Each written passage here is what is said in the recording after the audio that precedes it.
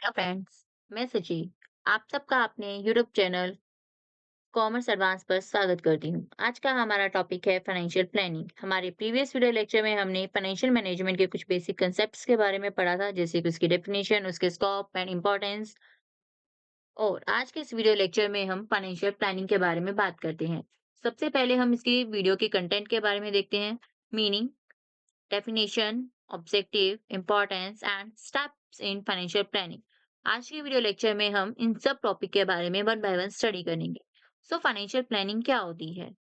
कोई भी बिजनेस है, चाहे वो किसी भी फील्ड से रिलेटेड क्यों ना हो, कोई बिजनेस, कोई इंडस्ट्री है, वो ट्रेडिंग कंसर्न है, किसी कंस्ट्रक्शन कंपनी से रिलेटेड करता है, या वो सेल और परचेज का काम करता है, बिजनेस चाहे छोटा हो या फिर बड़ा हो, हमें फाइनेंस की जरूरत तो होती है। आप किसी भी बिजनेस को विदाउट फाइनेंसिंग क्या है, चला ही नहीं सकते। हमें फाइनेंस की जरूरत हर स्टेप पे पड़ती ही पड़ती है। वो फाइनेंस आप शॉर्ट टर्म के लिए भी रिक्वायरमेंट हो सकती है, उस फाइनेंस की आपको लॉन्ग टर्म के लिए भी रिक्वायरमेंट हो सकती है। तो हम यहाँ क्या देखते हैं कि हमें शॉर्ट टर्म फाइनेंस को भी चेक अरेंज करना है और लॉन्ग टर्म फाइनेंस को भी अरेंज करना है। लॉन्ग टर्म आप बोल सकते हैं कि हमें फिक्स एसेट में इन्वेस्ट करना है, इस वजह से हमें इसकी जरूरत पड़ती है। और शॉर्ट टर्म में अगर आप देखें तो आप बोल सकते हैं हमें करंट नीड को कंप्लीट करने के लिए फाइनेंस की जरूरत होती है। करंट नीड यानी कि आप बोल सकते हैं अपने बिजनेस के डे टू डे जो एक्सपेंसेस होते हैं उसको बियर करने के लिए, क्रेडिटर को टाइमली पेमेंट करने के लिए, ताकि हमारी जो कंपनी है वो क्या रहे, लिक्विड रहे, अपने खर्चे टाइम से कंप्लीट कर सके। उसके लिए हमें फाइनेंस की जरूरत होती है।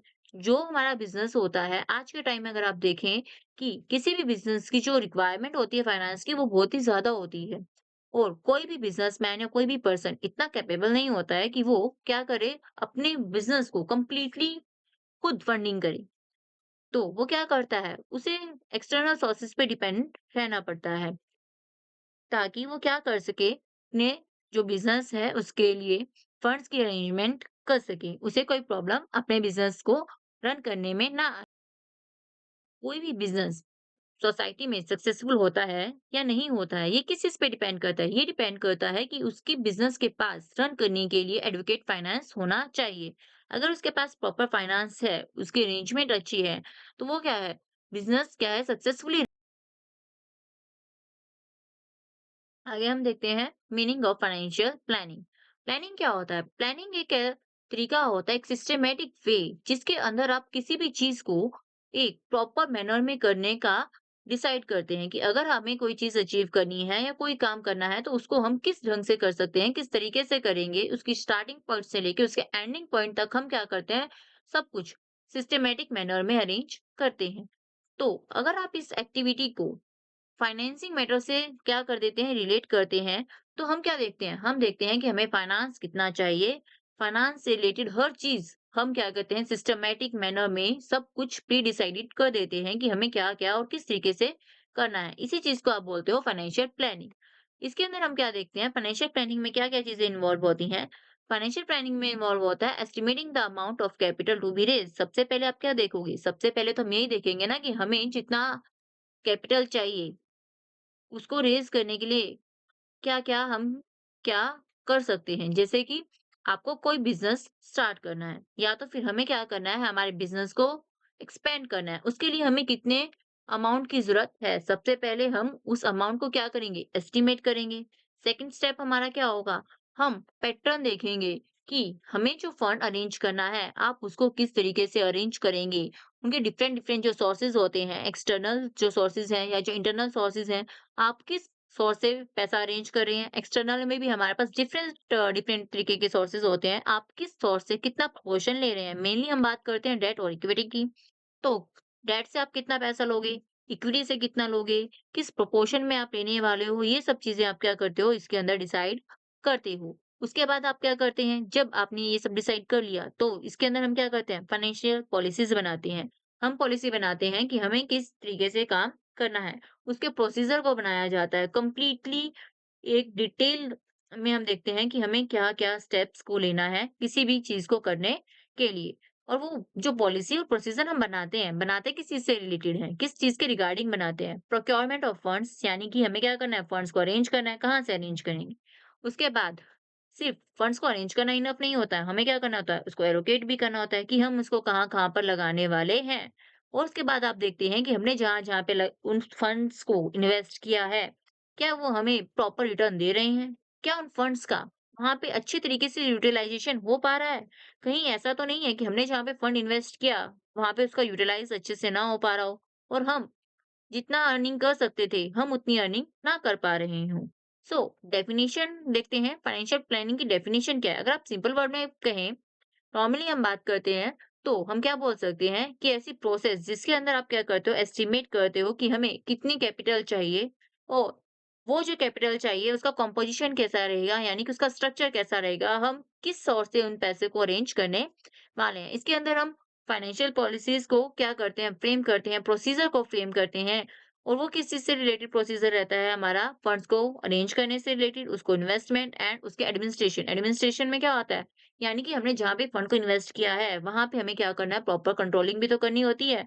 हमने एक बार फंड को इन्वेस्ट कर दिया, इतना इनफ नहीं है। हम क्या करते हैं, प्रॉपर उसपे अपनी नज़र रखते हैं कि क्या हमारा फंड अच्छे तरीके से यूज़ हो रहा है, कहीं पे फंड की कमी तो नहीं है या फिर कहीं पे ऐसा तो नहीं है कि फंड अबंडेंट अमाउंट में पड़ा हुआ है, तो ऐसा नहीं होना चाहिए। जहाँ पे जितने फंड की रिक्वायरमेंट हो, वहाँ पे उतना ही फंड होना चाहिए। तो ये सब चीज़ें आप कब देखते हो? फाइनेंशियल प्लानिंग करते टाइम ये सब चीज़ें हम कंसीडर करके चलते हैं।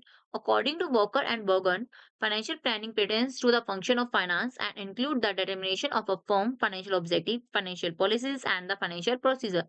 सो इनके अकॉर्डिंग क्या है, फाइनेंशियल प्लानिंग का क्या होता है? इसके अंदर आप देखते हुए ये एक फंक्शन है किसका? फाइनेंस का, जिसके अंदर आप देखते हैं कि हमारी जो फर्म है या जो बिजनेस है उसका फाइनेंशियल ऑब्जेक्टिव क्या है, वो क्या अचीव करना चाहती है, उसके रिगार्डिंग हम क्या करते हैं, पॉलिसीज और प्रोसीजर को क्या करते हैं, फ्रेम करते हैं कि उस ऑब्जेक्टिव को अचीव करने के लिए हमें क्या करना है, किस तरीके से करना है, किस मैनर में करना है, प्रॉपरली हर चीज को हम क्या करते हैं, फ्रेम करते हैं, उसको बोला जाता है फाइनेंशियल प्लानिंग। इन शॉर्ट अगर आप बात करें तो फाइनेंशियल प्लानिंग क्या होती है? फाइनेंशियल प्लानिंग सिंपल टर्म में हम बोल सकते हैं, एक ऐसा तरीका होता है जिसमें हम स्टार्टिंग से लेके एंडिंग तक की कंप्लीट प्रोसेस को क्या करते हैं, सबसे पहले गो थ्रू करते हैं, डिसाइड करते हैं कि हमें कितना पैसा चाहिए, वो कहाँ से आएगा, उसे एलोकेट कहाँ पे करना है, उसको यूटिलाइजेशन उसका अच्छे से हो, उसको एडमिनिस्ट्रेट किस तरीके से करना है।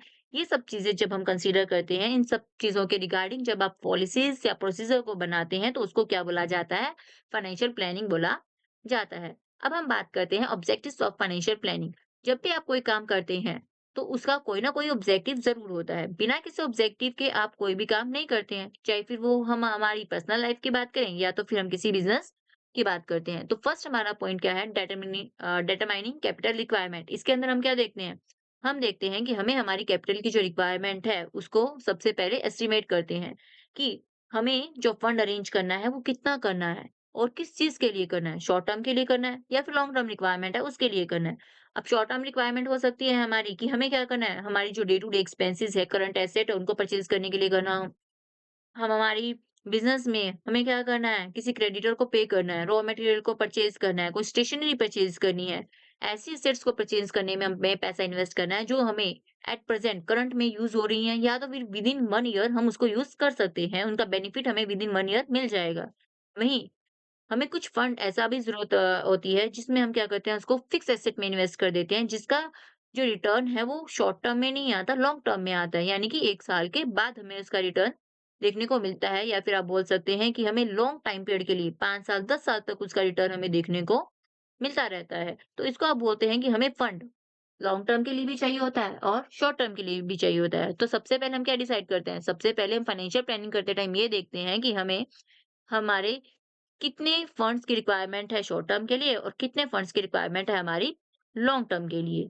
नेक्स्ट हमारा पॉइंट है डिटरमाइनिंग कैपिटल स्ट्रक्चर। अब अभी अभी हमने डिसाइड किया था कि हमें शॉर्ट टर्म और लॉन्ग टर्म के लिए कितने कितने फंड की जरूरत होती है।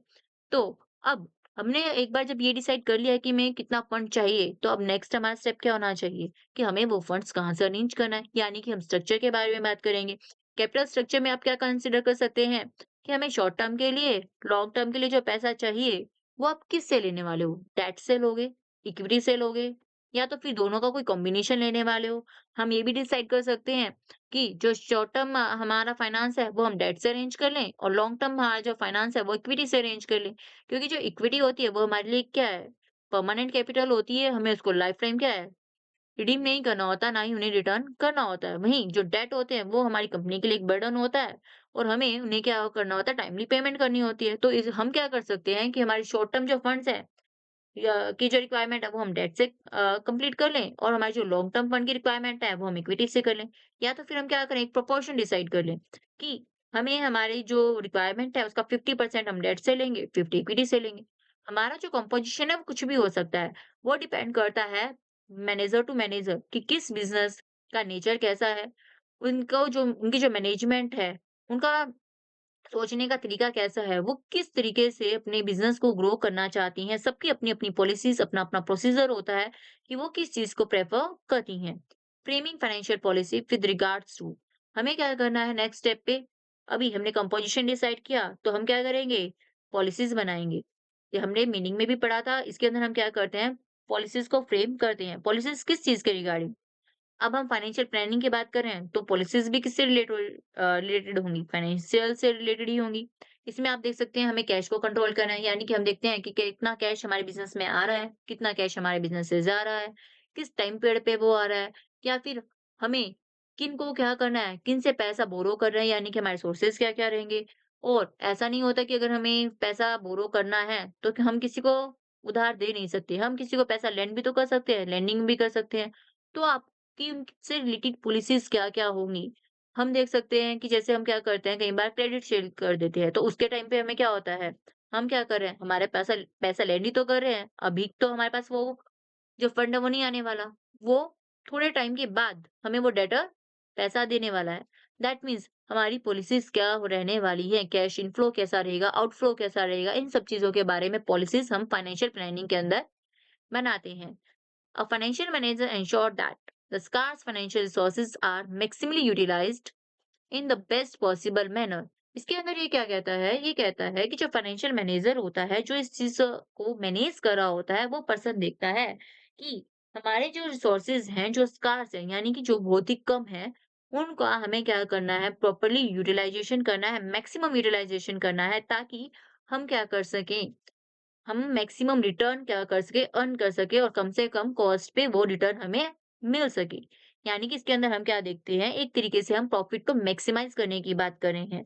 हमने अगर कहीं पे फंड की इन्वेस्टमेंट की है, तो हम क्या चाहते हैं, उससे हमें मैक्सिमम रिटर्न मिले, ज्यादा से ज्यादा हमें प्रॉफिट मिले। तो ये कब होगा, जब आप उन फंड्स को प्रॉपर यूटिलाइज करें, उनको वहीं पे इन्वेस्ट करें जहां पे उनकी रिक्वायरमेंट है।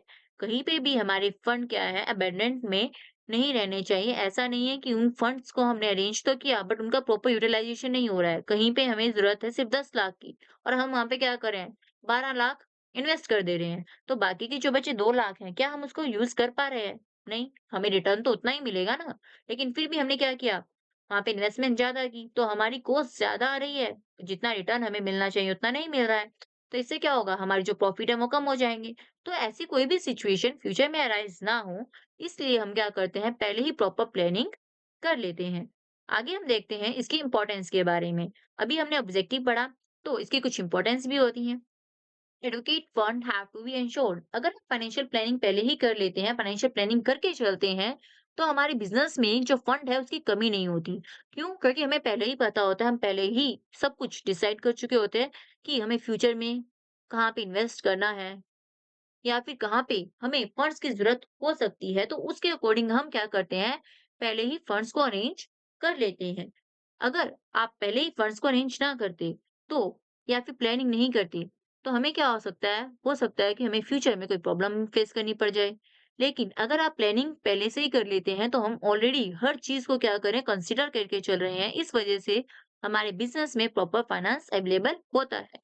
इसके नेक्स्ट हमारा जो पॉइंट है, फाइनेंशियल प्लानिंग हेल्प करता है हमें क्या चीज़ देखने में, कि हमारे जो फंड्स हैं उनका प्रॉपर इनफ्लो भी होना चाहिए और प्रॉपर आउटफ्लो भी होना चाहिए, यानी कि हमारे बिजनेस में एक स्टेबिलिटी मेंटेन करके रखने का काम करता है। ऐसा नहीं होता कि किसी बिजनेस में सिर्फ फंड आ रहा है, उसे जा नहीं रहा।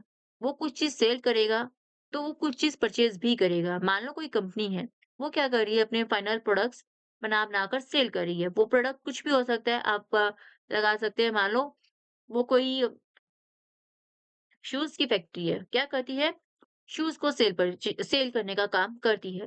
तो सेल जब वो करेगी, दैट मीन्स वो क्या कर रही है, कि अपने कस्टमर से पैसा ले रही है, उनका इनफ्लो हो रहा है फंड्स का। वहीं जब वो फंड मतलब वो शूज़ को सेल करेगी, तो उस शूज़ को उसको बनाना भी पड़ेगा। जब वो उस फिर उसको मैन्युफैक्चर करेगी तो उसके लिए उसको रॉ मटेरियल चाहिए। जब वो रॉ मटेरियल सप्लायर से परचेज़ करेगी तो क्या वो उसकी एक्सचेंज में उसको पैसा नहीं देगी? उसको फंड देने पड़ेंगे। तो क्या हो रहा है? आउटफ्लो भी हो रहा है फंड का।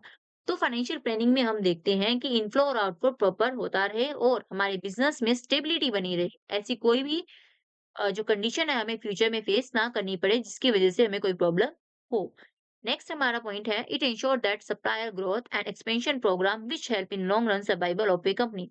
जैसा कि हमने पढ़ा, इसके अंदर हम क्या देखते हैं, इनफ्लो और आउटफ्लो की स्टेबिलिटी को मेंटेन करने की कोशिश करते हैं। फंड हमारे प्रॉपर मैनर में हमें अवेलेबल रहे हर टाइम, ये भी हम इंश्योर करते हैं। तो ये हमारी हेल्प करता है कि हम आगे फ्यूचर में ग्रो कर सकें, अपने बिज़नेस को एक्सपेंड कर सकें, ताकि हमारा जो बिज़नेस है लॉन्ग टाइम के लिए क्या करे, सर्वाइव करता रहे, हमारी सोसाइटी में चलता रहे। क्योंकि ग्रोथ हर बिज़नेस की ज़रूरी होती है। अगर आप प्रॉपर प्लानिंग पहले से ही करके चल रहे हैं, तो हमारे लिए जो एक्सपेंड करना है थोड़ा आसान हो जाता है, क्योंकि हमें पता है कि हम इस टाइम पे एक्सपेंड करने की सोच रहे हैं। तो हम देखेंगे कि फ्यूचर में हमें क्या-क्या चीज़ें रिक्वायर्ड हो सकती है। उस एक्सपेंशन के लिए हमें कितना फंड रिक्वायर्ड होगा। अगर हमें पता है कि हमें 2 महीने बाद इतने फंड की रिक्वायरमेंट है, तो हम ऑलरेडी उस चीज़ को कंसीडर करके चलेंगे। हम पहले से ही हमारे सोर्सेज़ को ढूँढना शुरू कर देंगे कि हमें किससे कितना पैसा लेना है। उसकी अरेंजमेंट हम पहले से शुरू कर देंगे। और वहीं अगर आप एट द लास्ट मोमेंट सोचो अचानक से कि मुझे अपना बिज़नेस एक्सपेंड करना है, तो क्या को जो फंडिंग है वो मिल पाएगी? क्या प्रॉपर फाइनेंस अरेंज कर पाएँगे? नहीं, हमें प्रॉब्लम हो सकती है। लेकिन अगर हम फाइनेंशियल प्लानिंग करते हैं, पहले से ये सब चीज़ें डिसाइड करते हैं, तो हमें ऐसी कोई भी प्रॉब्लम फेस नहीं करनी पड़ती। ये कम कर देते हैं अनसर्टेनिटीज़ को। मार्केट है, चेंज होती रहती है। हमें पता है कि हम जो प्लान है वो फ्यूचर के लिए कर रहे हैं। तो फ्यूचर में हमारी मार्केट का ट्रेंड क्या रहने वाला है? हम इसको सिर्फ़ क्या कर सकते हैं, अज़्यूम कर सकते हैं, उसके बारे में फ़ोरकास्ट कर सकते हैं, लेकिन कंप्लीट हमें नॉलेज नहीं होती। तो मार्केट की चेंज है जो ट्रेंड है वो क्या है? चेंज होते रहते हैं। तो हमें भी पता होता है कि मार्केट चेंज हो सकती है, किस लेवल तक हो सकती है, और अगर मार्केट चेंज होती है तो उनको फेस करने के लिए हमें कितने फंड की ज़रूरत पड़ सकती है। तो अगर आपको ऑलरेडी इस चीज़ के बारे में आप कंसीडर करके चल रहे हैं कि हमें फ्यूचर में कितने फंड की रिक्वायरमेंट हो सकती है, तो हम क्या कर सकते हैं, हमारे फंड्स को पहले ही अरेंज कर सकते हैं और जिस टाइम पे हमें उस फंड की रिक्वायरमेंट है, उस टाइम हमारे पास, हमारी कंपनी के पास इनफ फंड होता है कि हम उसको वहाँ पे यूज़ कर सकें। तो फ्यूचर में आने वाली अनसर्टेनिटीज़ को हम कम कर सकते हैं अगर आप फाइनेंशियल प्लानिंग करके चल रहे हैं, और अगर नहीं करते हैं तो हो सकता है हमारी कंपनी के पास इतना फंड ही ना हो कि हम उन ट्रेंड्स को क्या कर सकें, उन बदलते ट्रेंड्स के साथ अपनी कंपनी को भी अडॉप्ट कर सकें, कंपनी उनको अडॉप्ट कर सके। Next, it help in reducing the uncertainties. Uncertainties जो अनसर्टेनिटीज है किस चीज से regarding, which can hindrance to the growth of companies. हमारी कंपनी ग्रो कर रही है, नहीं कर रही है, ये किस चीज पे डिपेंड करता है कि हम फ्यूचर के अकॉर्डिंग कितना अपने आप को चेंज कर पा रहे हैं। मार्केट में कोई नई चीज आ रही है, क्या हमारी कंपनी उस टेक्नोलॉजी को अडॉप्ट कर पा रही है? क्या हमारे पास इतने फंड हैं कि हम उस नई टेक्निक के अकॉर्डिंग हमारे प्रोडक्ट्स को बना सकें? कस्टमर की डिमांड चेंज हो रही है, तो हम क्या कर सकें, उस बदलती डिमांड के अकॉर्डिंग हमारे प्रोडक्ट में इनोवेशंस ला सकें। उसके लिए भी फाइनेंस की ज़रूरत होती है। क्या आप ये सब चीज़ें कर पा रहे हैं? वो आने वाली ये सब चीज़ें क्या होती है, हमारी अनसर्टेनिटीज़ तो होती हैं। फ्यूचर में क्या होने वाला है हमें नहीं पता, लेकिन चेंज हो सकता है ये हम जानते हैं। तो हमें क्या करना है? फंड्स को प्रॉपर अरेंज करके रखना है ताकि हमारे पास इनफ फंड रहें। आगे हम बात करते हैं steps in financial planning. Financial planning करने के लिए आप क्या-क्या स्टेप्स लेते हैं? फर्स्ट हमारा स्टेप है establishing objective, then formulating financial policies, forecasting, formulation of procedure and providing for flexibility. One by one in steps को डिस्कस करते हैं। फर्स्ट हमारा स्टेप है एस्टेब्लिशिंग ऑब्जेक्टिव। इसके अंदर हम क्या करते हैं, हमारा जो बिजनेस होता है वो अपने एक ऑब्जेक्टिव को क्या करता है, सबसे पहले उसको एस्टेब्लिश करता है, यानी कि उसको डिसाइड करता है। हम जानते हैं हमारा जो बिज़नेस है वो एक ऐसी सोसाइटी में काम कर रहा है, ऐसी सोसाइटी में वर्क कर रहा है जो क्या है, डायनामिक है, जो टाइम टू टाइम चेंज होती रहती है। हमें नहीं पता वो कब किस डायरेक्शन में चेंज हो जाए। तो हम बोल सकते हैं हमारी जो कंट्री है, जो सोसाइटी है, उसकी इकोनॉमिक कंडीशंस चेंज होती रहती हैं। वहाँ पे जो ट्रेंड है वो चेंज होते रहते हैं। तो वो क्या है, एक डायनामिक एनवायरनमेंट में हमारा बिज़नेस क्या कर रहा है, रन कर रहा है। तो हमें क्या करना होता है, हम देखते हैं कि जैसे-जैसे एनवायरनमेंट चेंज हो रहा है, वहाँ की जो हमारी जो सोसाइटी में चेंजेस आ रहे हैं, हम उनको किस तरीके से क्या करें, फेस करें। हमारा बिज़नेस उसके अकॉर्डिंग किस तरीके से रन कर सकता है, उसके रिगार्डिंग हम क्या करते हैं, पहले से ही फाइनेंशियल प्लानिंग करके चलते हैं। हम देखते हैं कि हमारे शॉर्ट टर्म ऑब्जेक्टिव्स क्या हैं, हमारे लॉन्ग टर्म ऑब्जेक्टिव्स क्या हैं। शॉर्ट टर्म आप बोल सकते हो कि हमें स्टेबिलिटी मेंटेन करनी है, हमें प्रॉफिट अर्न करना है, हमारी सेल को मैक्सिमाइज़ करना है, ज़्यादा बढ़ाना है सेल को। या फिर लॉन्ग टर्म में आप बोल सकते हो हमें ग्रोथ करनी है, लॉन्ग टर्म सर्वाइवल चाहिए, प्रॉफिट को मैक्सिमाइज़ करना है, हमें प्रॉफिट शेयर हमारा बढ़ाना है, मार्केट शेयर हमें बढ़ाना है, तो ये हमारे लॉन्ग टर्म ऑब्जेक्टिव हो सकते हैं। तो ये कब हो सकता है? जब आप अपने बदलते हुए जो एनवायरनमेंट है उसके अंदर आपको जो-जो एडवांटेज मिल सकती है, आप उन एडवांटेजेस को लेते चलो, तभी तो हम ये कर सकते हैं। जो लॉन्ग रन गोल होते हैं हमारी फर्म के, वो क्या हो सकते हैं? हो सकते हैं कि हमें क्या करना है, हमारी जो कैपिटल है, जिस प्रोपोर्शन में हमने कैपिटल को अरेंज किया है, उसका क्या करना है, प्रॉपर्ली यूटिलाइज़ करना है, ताकि हम क्या कर सकें, उससे ज़्यादा से ज़्यादा रिटर्न क्या कर सकें, हम अर्न कर सकें। ये भी हम क्या ये सब चीज़ें हम इसके अंदर कंसीडर करके चलते हैं।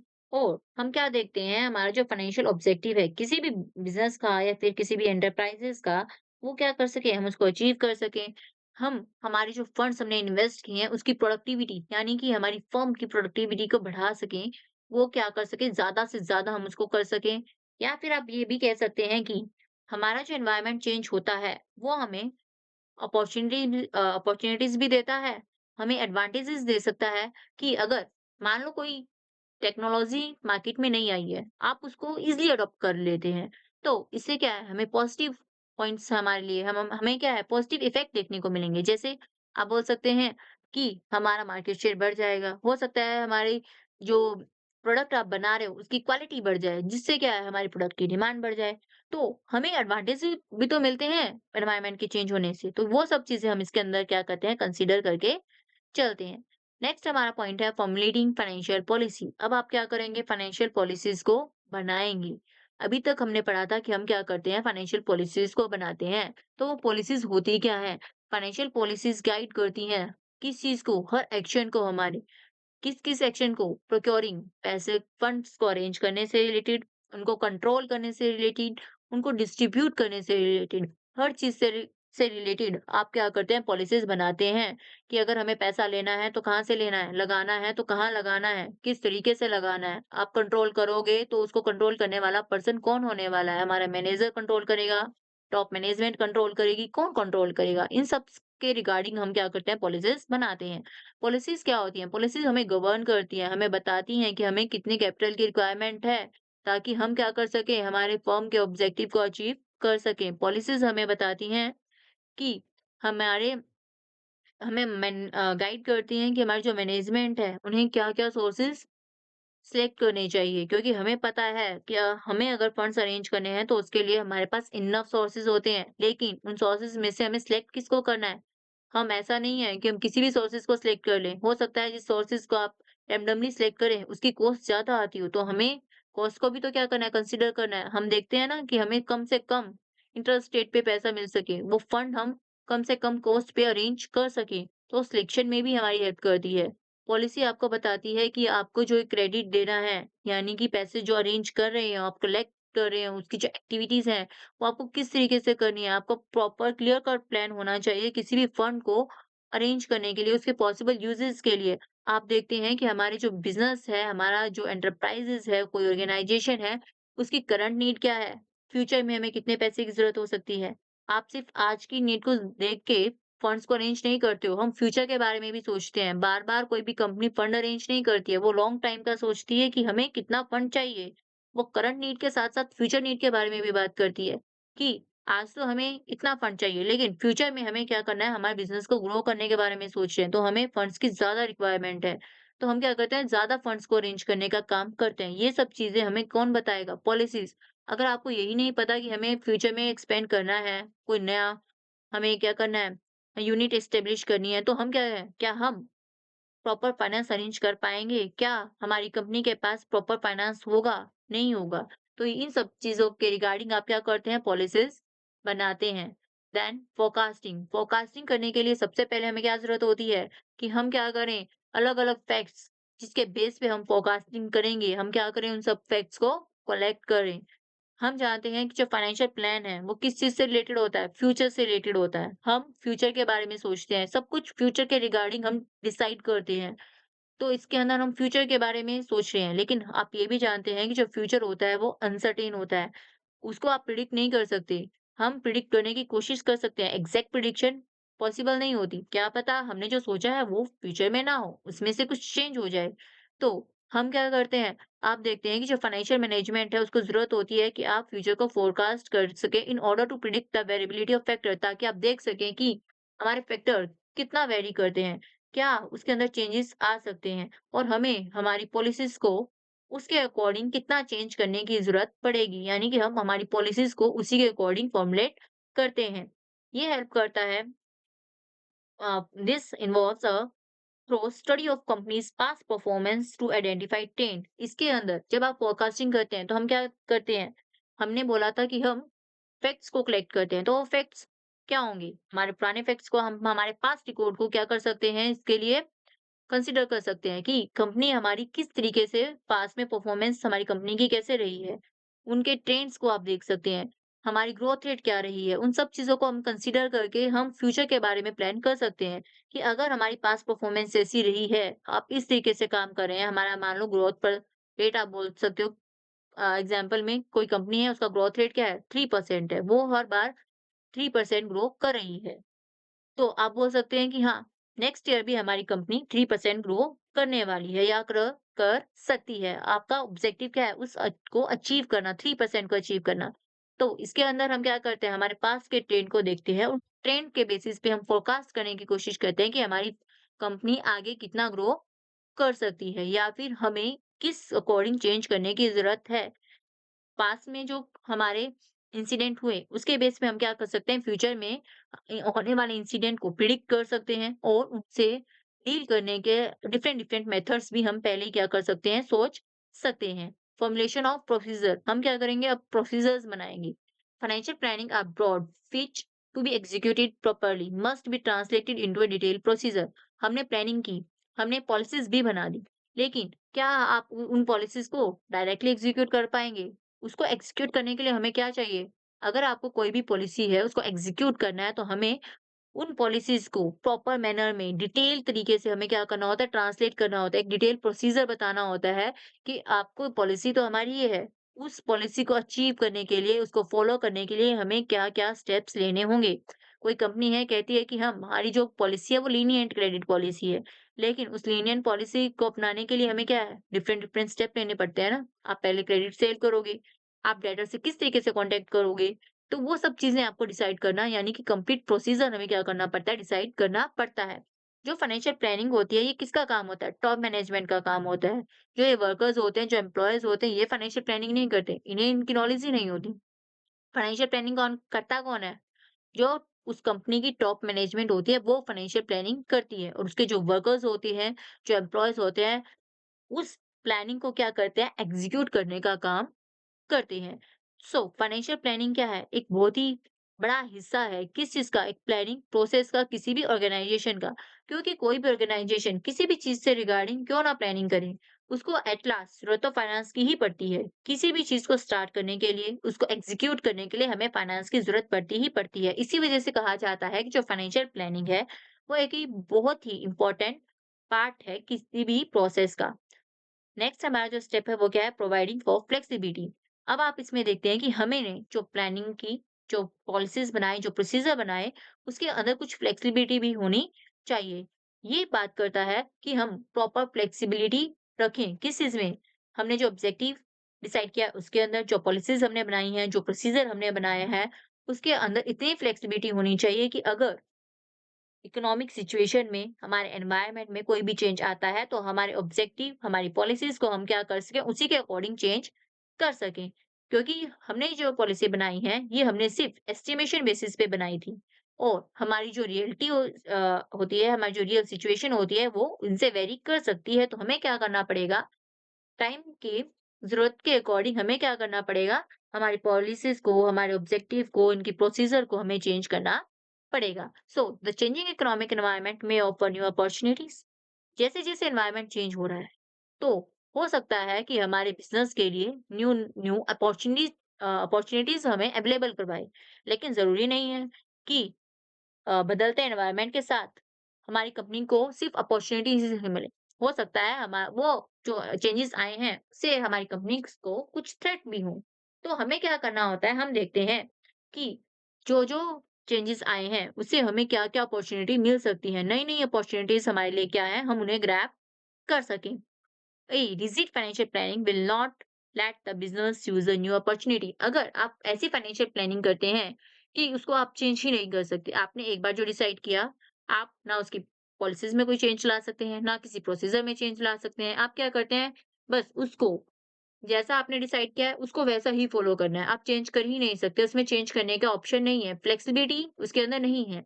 तो क्या कोई भी बिज़नेस सक्सेसफुल हो पाएगा? नहीं, क्योंकि फ्यूचर चेंज होता रहता है, मार्केट चेंज होती रहती है, इकोनॉमिक सिचुएशन चेंज होती रहती है किसी भी कंट्री की, तो हमें क्या करना होता है, उसी के अकॉर्डिंग हमें खुद को भी चेंज करना होता है। तो जो नई-नई अपॉर्च्युनिटीज़ हमें मिल रही हैं, आप उसको ग्रैब तभी कर पाएँगे जब आप अपनी फाइनेंशियल पॉलिसीज़ में फ्लेक्सिबिलिटी का जो फ्लेक्सिबिलिटी इम्पोर्टेंट रोल प्ले करती है, उसको अवेलेबल रखेंगे। आप अपनी पॉलिसीज़ को फॉर्मुलेट करें, लेकिन उसके अंदर एक ऐसा ऑप्शन भी अवेलेबल रखें कि अगर हमें इसको चेंज करने की ज़रूरत पड़ती है, तो हम इनको चेंज कर सकें। हमारी जो पॉलिसीज़, जो प्रोसीजर हमने बनाए हैं, वो कंप्लीटली रिजिड ना हो। इस चीज़ का हमें क्या करना होता है, ध्यान रखना होता है, ताकि हमारा जो बिज़नेस है, फ्यूचर में आने वाली जितनी भी अपॉर्च्युनिटीज़ है, उसको ग्रैब कर सकें, ज़्यादा से ज़्यादा अपने इन्वेस्टमेंट पे रिटर्न कर सकें। सो आज के लेक्चर में इतना ही। Thank you for watching my videos. अगर आपको हमारी वीडियो पसंद आई है, तो प्लीज़ हमारे चैनल को लाइक, शेयर एंड सब्सक्राइब करना ना भूलें। Thank you.